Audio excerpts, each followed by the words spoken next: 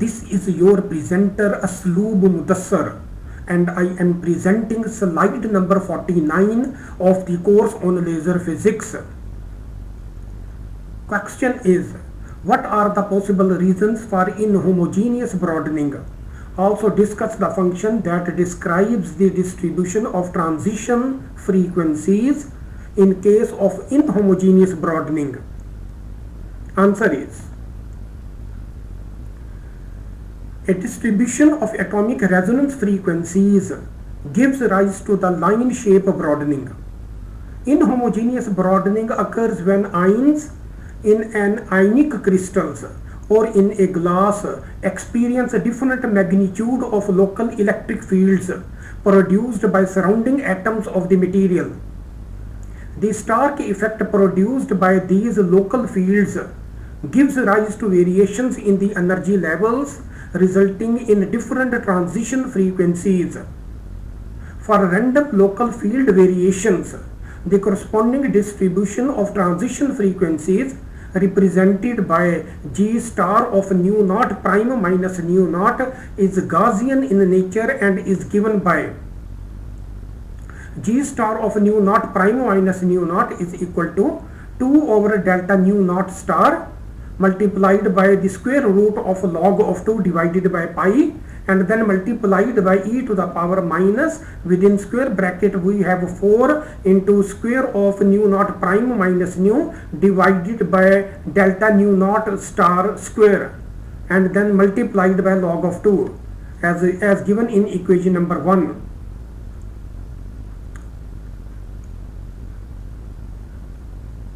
The line width delta nu naught star defined at full width half maximum depends on the extent of variation of transition frequencies in the material and hence on the amount of field inhomogeneity within the material. If atoms are in a gaseous state, a distribution of atomic velocities can be observed due to Doppler effect, which gives rise to inhomogeneous broadening.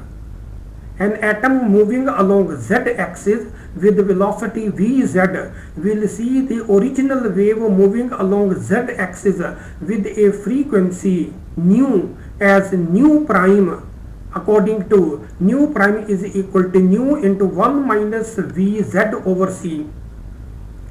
So you see that here vz is actually the velocity of the atom along the z-axis. And a wave is also, the original wave is also moving along the z-axis with frequency nu represented in green. So green is actually the frequency of the wave which is also moving along the z-axis. But the atom will see that frequency of the wave as nu prime shown in red.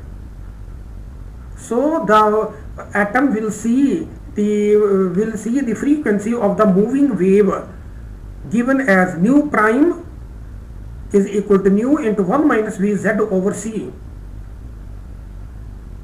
Absorption will occur when nu prime is equal to nu naught, where nu naught is the transition frequency of the atom in motion. So you see that in this formula nu prime shown in red is actually the frequency of the wave which is also traveling along the z-axis. This is the frequency of that wave as seen by the atom. So you see that when this frequency which is nu prime will match with the transition frequency of the atom nu naught, and here we have said that nu naught is the transition frequency of the atom in motion, not at rest but in motion. So you see that since the atom is moving with the frequency since the atom is moving and having a transition frequency nu naught, when this nu naught will match with the frequency of the incident wave nu naught prime with the incident frequency nu prime as seen by the atom, then you see that the absorption will occur. So we can write in the above formula, we can replace nu prime with nu naught is equal to nu shown in green multiplied by 1 minus vz over c. So you see that this nu naught shown in red is actually the transition frequency of the atom when it is in motion, and nu is actually the transition frequency of the atom when it is at rest. And then we have, you see that 1 minus Vz over C. So solving it for nu shown in green, so nu is equal to V naught over minus Vz over C.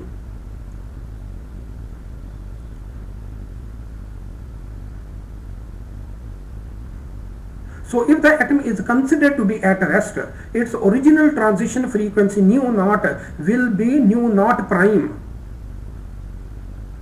So you see that here green, the label which I am using in green, actually these are the frequencies at rest, when the atom is at rest. So you see that in this formula, which is given as nu is equal to nu naught over minus Vz over C, we can replace this nu on the left hand side shown in green by nu naught prime, which is the transition frequency when the atom is at rest. So nu naught prime is equal to nu naught over 1 minus Vz over C.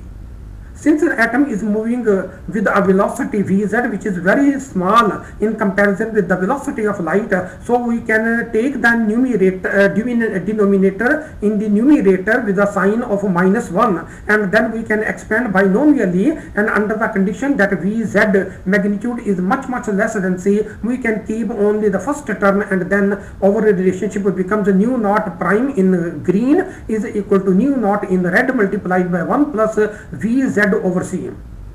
So this nu naught prime in green is actually the transition frequency of the atom in at rest, and nu naught red is actually the transition frequency of the atom when it is in motion. Solving for Vz we obtain. So you see that solving this last equation for the value of Vz, we obtain Vz is equal to C. Within parentheses we have nu naught prime minus nu naught divided by nu naught.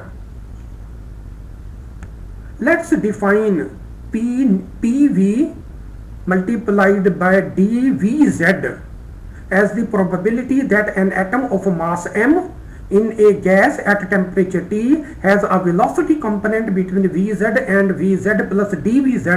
Then according to Maxwell's distribution, this PV is given by is equal to the square root of capital M divided by 2 pi kt multiplied by e to the power minus mvz square over 2 kt as given in equation number 3.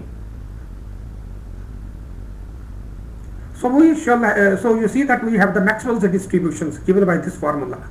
Now we can replace Vz in this formula by the equation shown in 2. So replacing Vz by the relationship given in equation number 2, we can write this formula as given in equation number 4. That is PV is equal to square root of m over 2 pi kt multiplied by e to the power minus mc square, and within the parentheses we have square of nu naught prime minus nu naught, and then divided by the 2 kt multiplied by 2 kt and v naught square. So this is you see that the full formula we have written by substituting Vz by its values in terms of the frequencies. Remember that here nu naught prime is actually the frequency of the transition frequency of the atom when it is at rest, and nu naught is the transition frequency of the atom when it is in motion. The line shape distribution and the Maxwell's distribution are related through the formula, that is G star of nu naught prime minus nu naught multiplied by d nu naught prime is equal to PV and dVz. So this is what we have the relationship between the line shape distribution and the Maxwell's distribution. So you see that we can find dVz from this formula, that is we can find the total derivative dVz.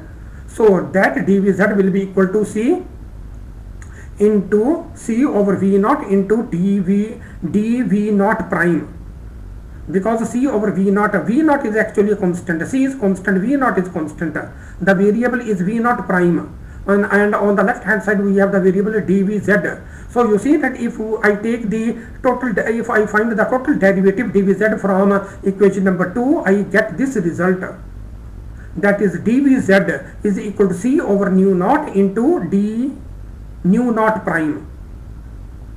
So substituting this value of dvz over here, then the dv naught prime on both sides will be cancelled out, and we are left with g star of nu naught prime minus nu naught is equal to 1 over nu naught into square root of mc square over 2 pi kt multiplied by e to the power minus mc square, and the square root of the square of v naught prime minus nu naught prime minus nu naught divided by 2 kt nu naught square,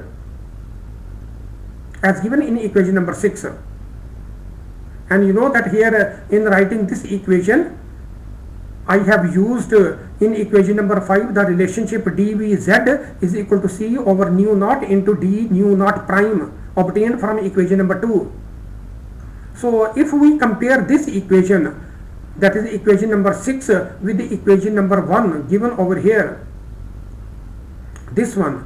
So if we compare equation number 1 with the equation number 6, we obtained the relationship that is delta nu naught star is equal to 2 nu naught multiplied by the square root of 2 kt log of 2 divided by mc square. So you see that this delta nu naught star is actually the line shape, and this is the line shape for the case of a pure inhomogeneous broadening. So this is the line. Okay, so comparing this equation number 6 with the equation number 1, we can write the Doppler line width as. So this is as given in equation number 7 is actually the Doppler line width. Delta nu naught star is equal to 2 nu naught into the square root of 2 kt log of 2 divided by mc square. So this so the delta line shape for the case of a pure inhomogeneous broadening is given by equation number 1. That is this relationship. So this will give you see that the line shape for the case of a pure inhomogeneous broadening. So this is the end of slide number 49.